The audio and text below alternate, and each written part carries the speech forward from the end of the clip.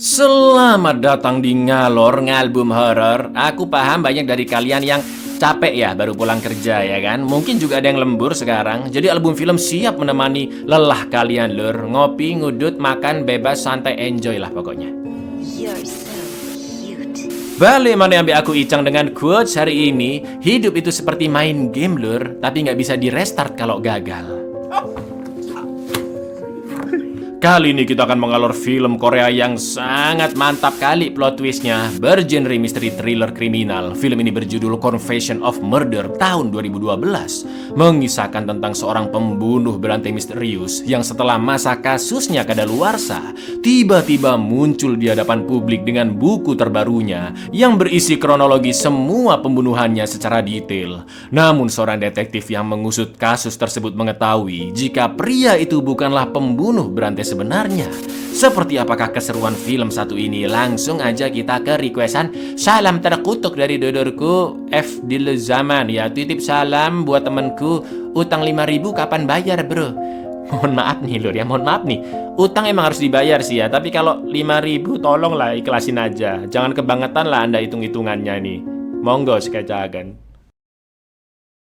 Pada tahun 1990, detektif Choi Hyung-gu sedang memburu seekor pembunuh berantai sebut saja Pak Ijo yang telah menewaskan 10 wanita sejak tahun 1986 dan sekarang telah menculik seorang wanita yang belum diketahui keberadaannya. Duel sengit pun terjadi di warkop, bahkan Pak Ijo sempat membanting Hyung-gu seperti gerakan bela diri judo. Sampai akhirnya karena terpojok, Pak Ijo pun menyayat leher emak-emak pemilik warkop agar fokus Hyung-gu teralihkan. Hyung-gu pun meminta pengunjung lain menekan lukanya dengan handuk dan dia lanjut mengejar Pak Ijo.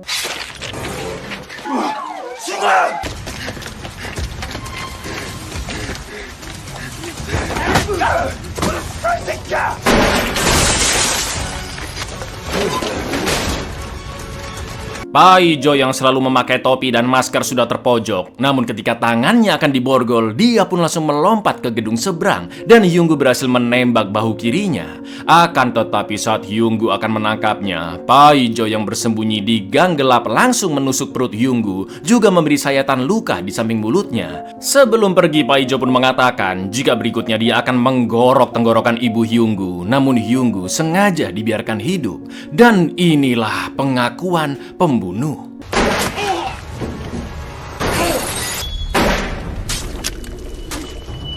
애미라도 담가줄까?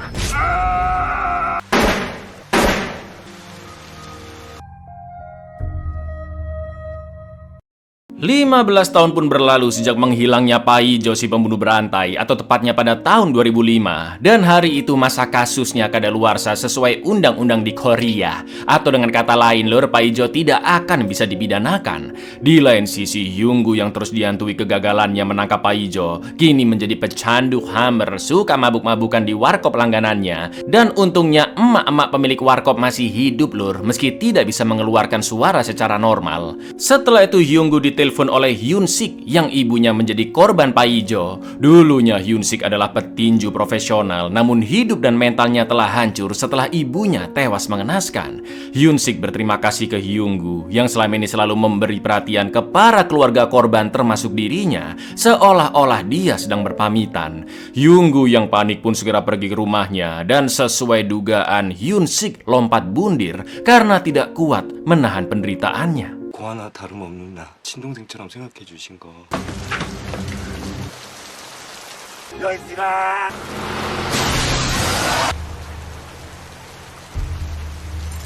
2 tahun kemudian, Hyung-gu yang tinggal berdua dengan ibunya tiba-tiba ditelepon oleh rekannya untuk segera menyalakan TV karena ada konferensi pers peluncuran buku yang sangat membagongkan lur, di mana seorang pria bernama Lee Do-suk pertama kalinya menerbitkan buku berjudul Pengakuan Pembunuh. Isi bukunya adalah pengakuan Do-suk sebagai Pak Ijo alias pembunuh berantai yang 17 tahun telah menewaskan 10 wanita dan juga menculik seorang wanita.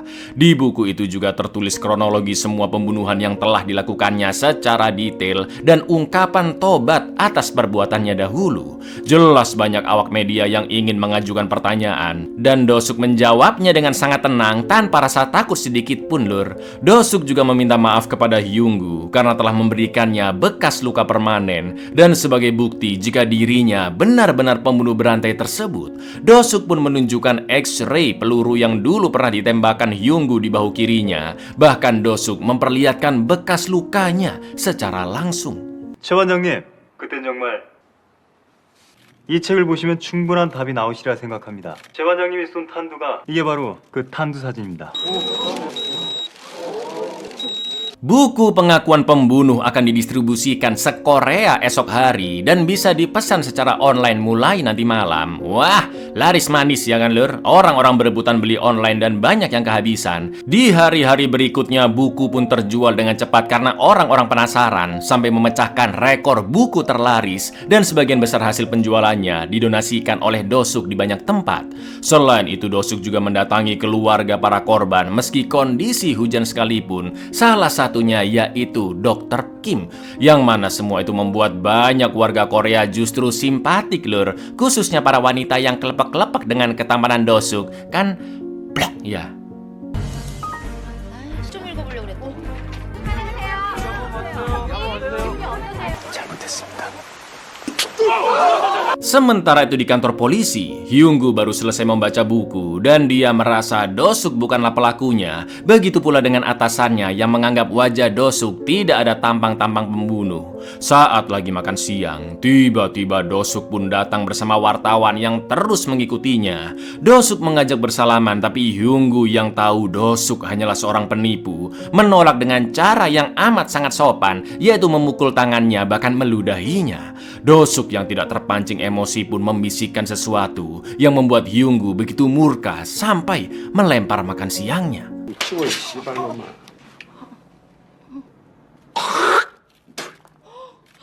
오랜만에 보는데 반갑지도 않으신가 봐.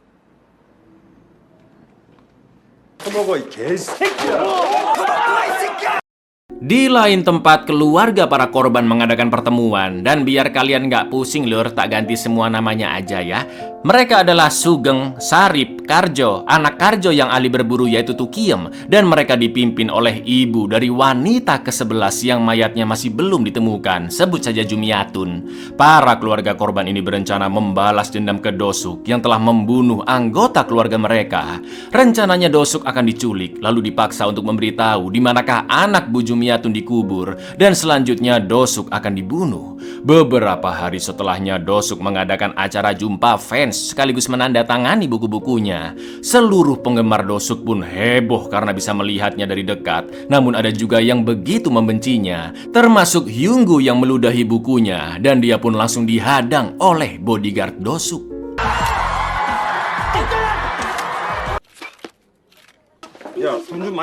Setelah mengetahui kebiasaan Do-suk yang selalu berenang di sebuah hotel, Karjo pun menyamar menjadi cleaning service dan menceburkan banyak ular berbisa yang akhirnya Do-suk kena patok. Do-suk mulai tak sadarkan diri dan seluruh bodyguardnya segera memanggil ambulans. Namun tanpa mereka sadari, petugas-petugas itu adalah keluarga korban yang menyamar lur. Setelah disuntik penetralisir racun ular, tak lama kemudian ambulans asli pun datang. Dan karena mulai dicurigai, Sugeng terpaksa menodongkan pisau untuk menghalau para bodyguard. Alhamdulillahnya ambulan berhasil kabur. Akan tetapi bodyguard Do-suk terus mengejar. Kabar tentang penculikan tersebut sampai ke Hyung-gu yang kebetulan dia papasan dengan mobil ambulan itu. Gak pakai lama Hyung-gu langsung mengejar, dan di saat yang sama Do-suk mulai sadar dari pingsannya.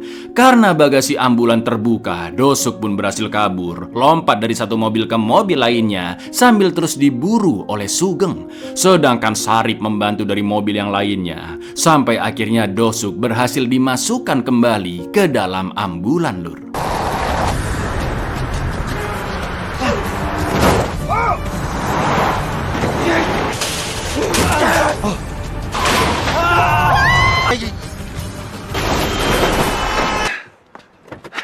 Hyung-gu dan bodyguard Do-suk pun dirawat di rumah sakit. Lalu tak lama kemudian wartawan datang, tapi Hyung-gu malas menjawab pertanyaan mereka.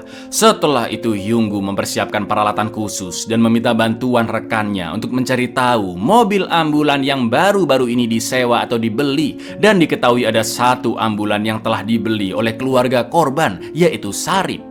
Rekan Hyunggu pun langsung memerintahkan ahli IT untuk melacak nomor HP Sarip, dan Hyunggu akhirnya menemukan Sarip yang malam itu sedang OTW ke tempat penyekapan Dosuk. Ketika Dosuk sudah tersadar, Bu Jumiatun pun langsung bertanya di manakah mayat putrinya yang bernama Suyun berada. Sementara itu Hyunggu sudah memakai perlengkapan night visionnya dan diam-diam menyelinap ke dalam rumah tersebut yang ternyata Dosuk disekap di basement. Hyunggu pun langsung mematikan listrik, dan karena gelap total keluarga korban tidak bisa melihat apa-apa. Di saat itulah Hyunggu segera memotong tali ikatan Dosuk dan membawanya pergi dari sana. Karjo segera melepas anjing-anjing peliharaannya, sedangkan Tukiem yang seorang pemburu handal pun terus mengejar Hyunggu ke dalam hutan dengan crossbow-nya. Lalu yang terjadi,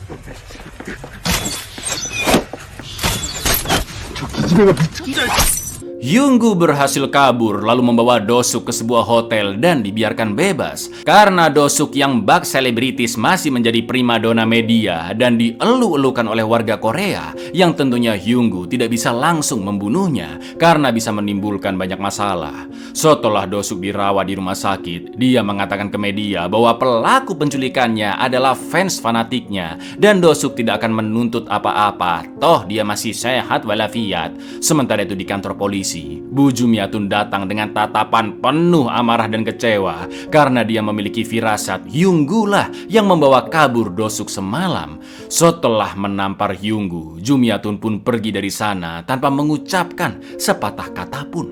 모든 일이 저의 업으로 벌어진 일인데 누가 누굴 벌하겠습니까? 저를 납치한 건 저의 팬분들이었습니다.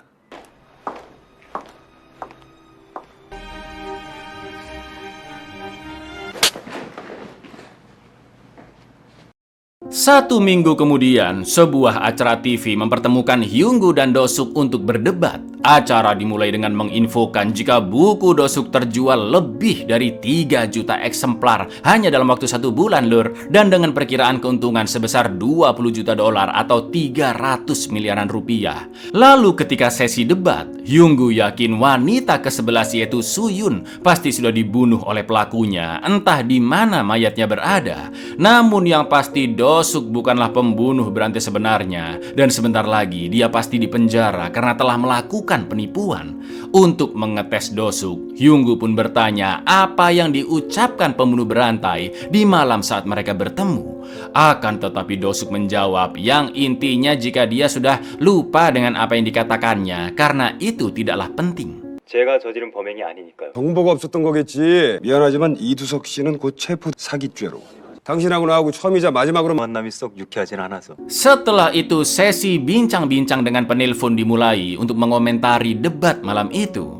Penelpon pertama adalah pemilik buku di kota besar Busan yang sangat berterima kasih ke Dosuk karena toko bukunya ramai pengunjung berkat buku pengakuan pembunuh yang laris manis, dan dia juga memuji ketampanan Dosuk. Lalu di penelpon kedua, dia tidak mau menyebutkan nama dan hanya memberikan inisial saja, yaitu J. J memberikan pertanyaan yang tidak biasa kepada Dosuk lur, seperti seberapa cepatkah Hyunggu berlari dalam jarak 100 meter dan apakah Dosuk menguasai bela diri judo, karena dulu saat berduel Hyunggu sempat dibanting ya kan. Anehnya J bisa menjawab pertanyaan itu jika Hyunggu bisa berlari sejauh 100 meter dalam waktu 12 detik, dan J juga mengaku atlet judo senior saat kuliah. Bahkan J mengetahui kebiasaan Hyunggu, yaitu sering terlambat. Sampai akhirnya J mengaku jika dialah pembunuh berantai sebenarnya, dan Hyunggu diminta untuk jangan tampil lagi di acara TV. Lalu telepon pun ditutup lur. 최 반장님 12초까지 끊었다고 하시더라고요. 시간 약속 잘 못 지키는 거 혹시 알고 계시나요? 제가 그 체대 출신일 때 유도가 전공이거든요. 이두석 쇼하지 마라. Jelas wartawan dan seluruh warga yang menonton heboh dengan pengakuan J. Sedangkan Hyunggu terkejut begitu nomor telepon J berhasil dilacak, yang ternyata adalah telepon rumahnya. Dan dia pun segera OTW pulang sambil ditemani oleh rekannya. Di lain sisi Tukiem pamit ke ayahnya Karjo untuk cari angin sebentar. Namun sebenarnya dia berencana mengeksekusi Dosuk diam-diam. Tukiem sudah bersiap dengan crossbow-nya di balik papan iklan wajah Dosuk yang bergerak-gerak tepat tepat di seberang gedung stasiun TV. Begitu Do-suk sudah keluar dan sedang ditanya-tanya oleh wartawan, di momen itulah Tu-kiem menembakkan crossbow-nya. Dan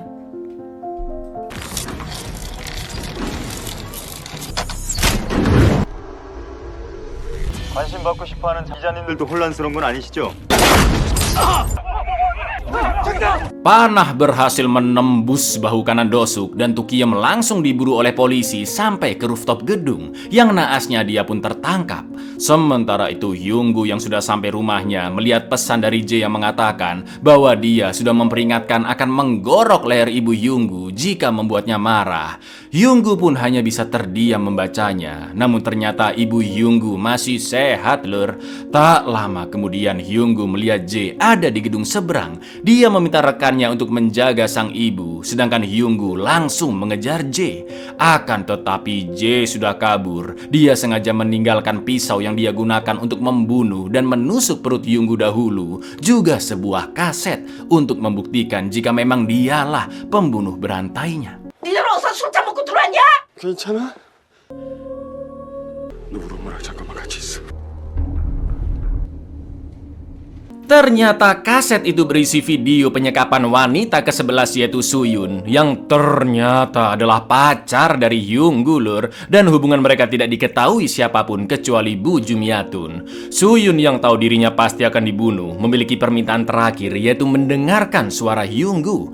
Pembunuh berantai pun akhirnya menelpon kantor polisi yang diangkat oleh Hyung-gu, dan mulut Suyun ditutup agar dia tidak berbicara sedikit pun. Hyung-gu pun hanya bisa menangis melihatnya karena begitu terpukul melihat nasib kekasihnya yang sangat tragis. 마지막으로 한 번만 듣게 해주세요. 아저씨, 알고 싶다고. 말씀하셔야죠.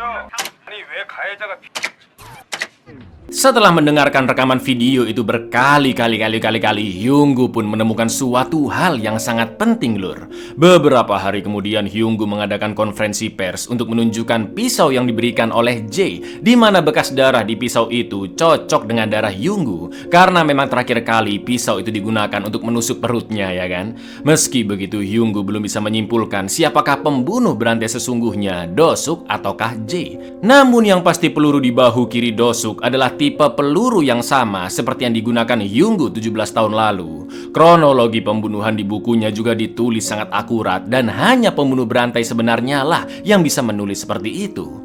Akan tetapi Do-suk seperti tidak mengetahui kasus terakhir, yaitu wanita ke-11 alias Suyun. 기술하기 힘들 정도로 있는 내용이 세세한 건 사실입니다. 마지막 실종자가 빠져 미심쩍은 부분이 없지는 않지만 이두석 몸에 그때 당시 제가 사용했던 기종과 동일하고 칼에 남아있는 혈흔이 제 혈액과 일치한다는 소견이 나왔습니다. Karena situasi yang membingungkan, pihak stasiun TV pun mengadakan rapat dan berencana untuk membuat acara debat yang dihadiri oleh 3 sosok yaitu Hyung-gu, Do-suk, dan juga Jae lur. Namun yang jadi masalah tentunya tidak mungkin dong mereka bisa menemukan Jae ya kan. Sementara itu Do-suk yang dirawat di rumah sakit sudah meminta bantuan bodyguardnya untuk memfoto brankas di kediamannya yang sudah terbuka. Do-suk mengaku pisau itu adalah miliknya, namun telah diambil oleh Jae saat dirinya diculik, dan menuduh Jae sebagai amatir yang sok-sokan mengaku sebagai pembunuh berantai. Pernyataan Do-suk barusan ditonton oleh warga Korea, termasuk Jae yang hanya tersenyum melihatnya. Setelah itu Jae menelpon Hyung-gu dan mengejeknya karena telah membiarkan Do-suk menipu seluruh warga Korea. Lalu ketika Jae membahas tentang Suyun, sontak Hyung-gu pun emosi sampai melempar asbak. 금고한 현금은 그대로 있고 칼만 사라졌습니다. 제이라는 건 누군지 모르겠지만 참 아마추어 같네요. 그게 내가 널 살려준 이유잖아. 잊었어? 이두석이 언제까지 저렇게 날뛰게 놔둘 건데 왜 죽었다고만 생각해? Keesokan harinya giliran Do-suk yang mengadakan konferensi pers untuk membicarakan Jae yang mencuri pisau miliknya, juga mengumumkan rencana donasi seluruh hasil penjualan bukunya untuk keluarga korban sebagai bentuk penebusan dosa di masa lalu yang membuat mereka semua menderita. Selain itu Do-suk juga tidak menuntut apapun kepada Tu-kiem yang telah menyerangnya, dan itu artinya Tu-kiem Kim akan dibebaskan. Lagi-lagi warga Korea dibuat simpatik karena Do-suk tidak rakus harta dan akan mendonasikan seluruh uangnya. Namun di saat yang sama stasiun TV ditelepon oleh J yang meminta agar meliputnya secara live di rooftop gedung seberang. Semua orang pun langsung menonton live tersebut di mana J merendahkan Do-suk yang berpura-pura rendah hati menipu warga Korea dan mengambil identitas pembunuh berantai miliknya. Juga Hyunggu yang dianggap polisi tolol karena dianggap tidak berbuat apa-apa kepada Do-suk yang telah menipu. Dengan terang-terangan J mengatakan jika dia ingin ngobrol-ngobrol bersama Hyunggu dan Do-suk yang diliput TV nasional untuk membuktikan jika dirinya lah pembunuh berantai sebenarnya. 멍청한 경찰 연기자라는 배우 감자 대면을 청한 차기 계획은 정계 진출인가요? 엄청 요새 떠시네요. 참 재밌는 분이네요. 그래요. 그때 한번 붙어보죠. J memberikan seonggok kaset untuk pihak stasiun TV yang berisi video sebuah tempat dan di sana terdapat bukti bahwa dialah pembunuh berantainya. J akan memberitahi lokasinya 3 jam sebelum acara debat dimulai dan sesuai permintaan J, pihak stasiun TV akan menyediakan bodyguard untuk menjaganya. Sementara itu para keluarga korban juga melanjutkan rencana balas dendam, khususnya Jumiatun yang sangat ingin membunuh pelakunya. Begitu terkuak siapakah pembunuh berantai sesungguhnya. Sugeng akan menyamar sebagai kru TV. Sarip dan Karjo menyamar sebagai petugas di sekitar gedung untuk memasang blokade. Sedangkan Jumiatun akan duduk di bangku penonton untuk mengawasi jalannya acara debat. Racun ular yang sangat-sangat mematikan juga sudah disiapkan oleh Karjo dan dimasukkan ke dalam pulpen. Lalu di hari H debat, kepala polisi mewanti-wanti agar jangan sampai pelakunya kabur. Dan ketika acara dimulai, karena J masih belum datang, pembawa acara pun mempersilahkan perwakilan keluarga korban yaitu Dr. Kim untuk menyampaikan pendapatnya. Kim masih belum mengikhlaskan kematian putrinya dan dia ingin segera mengetahui siapakah pelaku yang asli. Tak lama kemudian J pun sudah datang lewat pintu belakang dan saat masuk ke dalam gedung dia pun dijaga oleh banyak bodyguard. 제 딸아이를 제 가슴 속에서 떠나보내. 시청자 여러분, 지금 제이 씨가 도착했습니다. 이제 곧 제이 씨가 이 자리에 등장하겠습니다.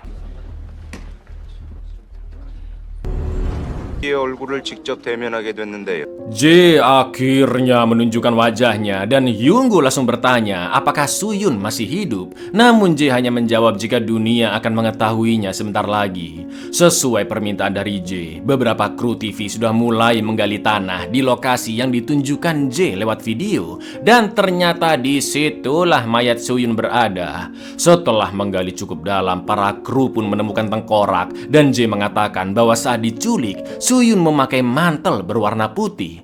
Sontak Bu Jumiatun pun menangis. Sedangkan Hyunggu sangat geram melihat J yang senyum-senyum hehehe dan pihak TV pun langsung mengalihkan acara ke iklan selama 5 menit. 잠시 뒤면 아실 수 있습니다. 요청에 의해 저희 중계차가 외부에 나가 있다고 하는데요. 그 모습을 드러내고 있습니다. 7년간의 원한이 풀리는 순간입니다. 흰색 코트를 입고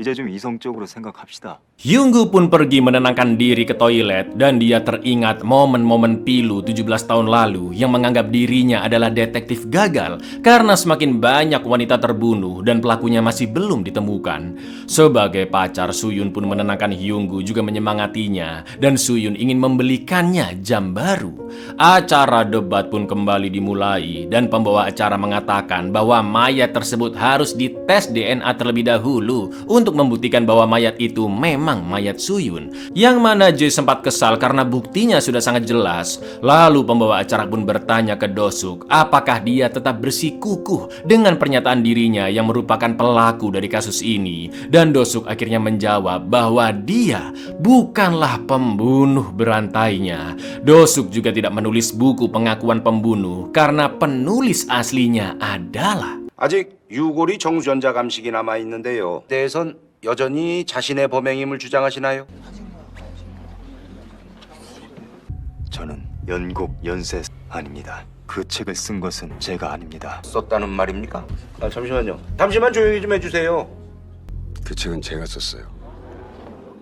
Ya, Hyunggu lah yang menulis buku pengakuan pembunuh, Lur. Dan Hyunggu mengungkapkan bahwa nama asli dari Do-suk adalah Hyun-sik, pria yang lompat bundir di awal film, dan ibu Hyun-sik adalah korban pertamanya Jae. Kru TV pun memberikan data-data tentang Hyun-sik ke pembawa acara yang jelas membuatnya bingung karena wajahnya sangat berbeda dan Hyun-sik telah dinyatakan meninggal. Tiba-tiba Dr. Kim pun berbicara bahwa dialah yang mengoperasi plastik Hyun-sik karena wajahnya mengalami kerusakan serius hingga dibutuhkan bedah rekonstruksi wajah sesuai saran dari Choi, dan Hyun-sik juga menginginkannya. Dengan kata lain, Lur, kematian Hyun-sik telah dipalsukan dan semua ini adalah rencana Hyunggu selama 2 tahun terakhir untuk memancing pembunuh berantai sesungguhnya muncul yang ternyata adalah Jae. Karena Hyunggu tahu Jae adalah sosok megalomania yang suka mendapat perhatian, dan itulah kenapa Jae membiarkan Hyunggu hidup agar bisa menjadi saksi hidup tentang dirinya, dan Jae akan selalu diingat oleh warga Korea. Jelas dengan munculnya sosok penulis bernama Do-suk yang tampan dan mengaku sebagai pembunuh berantai hingga mendapat perhatian publik akan membuat Jae sangat-sangat cemburu karena ketenarannya telah dirampas. Faktanya, Lur, memang banyak loh ini psikopat atau pembunuh berantai di dunia yang suka bahkan terobsesi dengan ketenaran. Bisa kalian googling sendirilah siapa aja orangnya. Mereka berpikir dengan cara membunuh, sosoknya akan selalu dibicarakan dan dikenang. 그날 정현식은 주걱 이두석으로 새로 태어났어요. 성형수술이 불가피해 상해를 얼굴에 입고 있어. 그 책을 통해선 누군가 기가 가장 배가 아플까? 넌 항상 매스컴엔 과대망상증 환자였어. 정말 고맙게도 미끼를 덥석 물더군요. Setelah mengetahui fakta itu, Jae pun hanya tersenyum karena dia telah lolos secara hukum dan masa kasusnya sudah kadaluarsa. Hyunggu pun mengatakan jika awalnya dia merencanakan ini semua hanya untuk mengetahui di manakah Suyun dikuburkan, dan setelah itu Hyunggu akan membunuh Jae. Akan tetapi Hyunggu mendapatkan sebuah informasi berharga, Lur, ketika melihat rekaman video penyekapan Suyun yang dikirim oleh Jae, di mana saat itu terdengar suara berita yang samar-samar, kecil banget suaranya, Lur, yaitu berita tentang detik-detik pemilihan presiden Korea ke-14 yang berlangsung di tahun 1992 pada tanggal 19 Desember saat tengah malam. Sedangkan hari itu adalah tanggal 18 Desember tahun 2007 dan masih ada 14 menit lagi untuk berakhirnya undang-undang pembatasan. Jadi begini, Lur, Suyun memang diculik tahun 1990, tapi tidak langsung dibunuh, melainkan disekap selama 2 tahun. Dan video itu bisa menjadi bukti bahwa Jae masih melakukan kejahatan pada tanggal 19 Desember 1992, ya kan? Apakah Jae menyadari hal itu? Jelas sadar dong dia ini, Lur. Itulah kenapa dia terkejut begitu mendengar ada suara berita di video penyekapannya. Blunder si Jae ini, ya kan? 아니 왜 가해자가 잘 때리고 그래요? 정수여들 잔인하게 사육하다 죽인 악몽. 내가 1992년 1년 12월 18일 너 진짜 겁먹었구나. 4분 정도 남아있다 이런 씨발 똑같은 Hyunggu yang emosinya sangat memuncak langsung menodongkan pistol dan brengkesnya, Lur, sambil tersenyum Jae mengatakan jika dia membunuh Suyun dalam kondisi hamil anak dari Jae. Betul sekali, Jae bolak-balik memperkaos Suyun sampai hamil dan tanpa rasa berdosa sedikit pun Jae membunuhnya. Hyunggu yang sangat muak, emosi, memukul endas Jae dengan pistol sampai berdarah dan rekannya berusaha menenangkan karena sebentar lagi Jae pasti akan mendapat hukuman mati. Akan tetapi dendam Hyunggu tidak akan terbalaskan dengan cara seperti itu. Dia pun langsung menekan pelatuk pistolnya dan 계산해서 한다고 했는데 일 가졌더라고. 반장님, 이제 다 끝났어요. 이 좀 많은 새끼.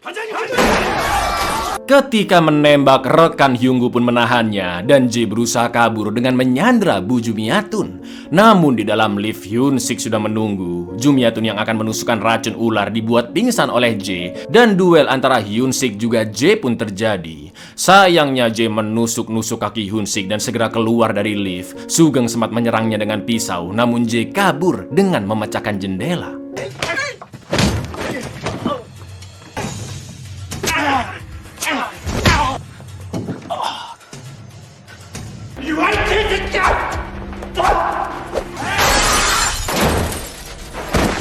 Di luar gedung, Karjo menyerang dengan forkliftnya dan akan memasukkan J semobil-mobilnya ke dalam truk yang dikendarai Sarip.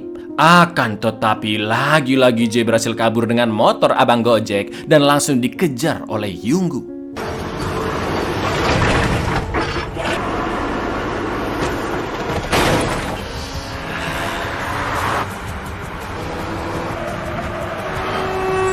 Mobil Yunggu ditabrak oleh truk dan dalam kondisi terluka. Yunggu pun langsung memakai truk tersebut untuk lanjut mengejar J. Ketika motor sudah ditabrak, ternyata J masih gandol di truk dan menendang Yunggu keluar dari sana. Yang untungnya Yunggu masih bisa naik ke atas bak. Tak lama kemudian Hyun-sik yang berhasil menyusul nekat menghadang truk. Yunggu juga menembak bannya dan akhirnya truk pun terguling.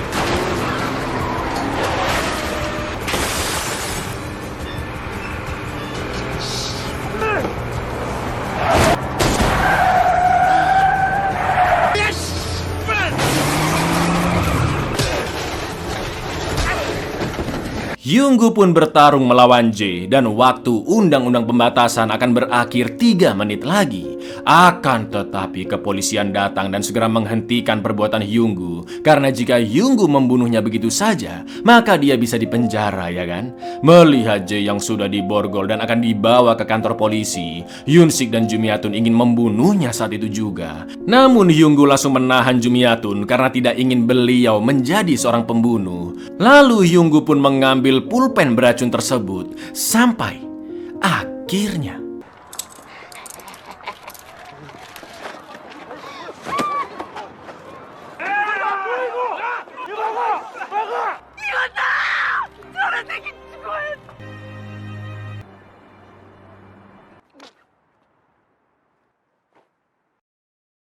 Shin pun flashback di malam sebelum Suyun diculik, yang saat itu Suyun sudah menyiapkan hadiah jam tangan untuk Yunggu, namun masih belum sempat dia berikan meskipun mereka sudah bertemu.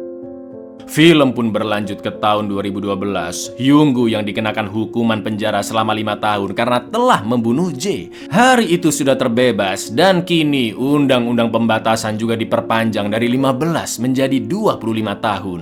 Tentunya Yunggu disambut oleh banyak wartawan dan juga keluarga korban. Bu Jumiatun pun berterima kasih atas segala pengorbanan Yunggu dan dia juga memberikan jam tangan hadiah dari Suyun yang selama ini dibawa oleh J. 이 사건은 5년으로 조정하는 시발점이 됐습니다. 영국 연쇄살인범을 살해한 마치고 출소합니다. 고생했네. 없애도 되지 않겠어? 그동안 많이 아팠지. Buyar, asik, seru, dan plot twist ya kan film ini lur. Sebuah rencana balas dendam yang sangat kompleks dan cerdas. Jadi pesan moralnya apa? Anda ingin menjadi penjahat? Operasi plastiklah agar tindakanmu bisa termaafkan. Loh, assalamualaikum.